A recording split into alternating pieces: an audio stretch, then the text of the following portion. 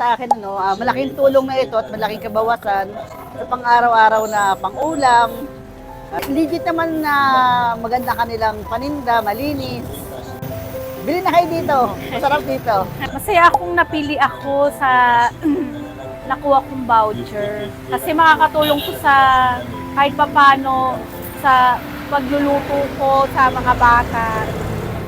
Tuwing tanghalian na bibili ko yung gusto nilang ulam, gano'n. Papa E, thank you po sa 1,000 gift voucher na na-receive ko kahapon.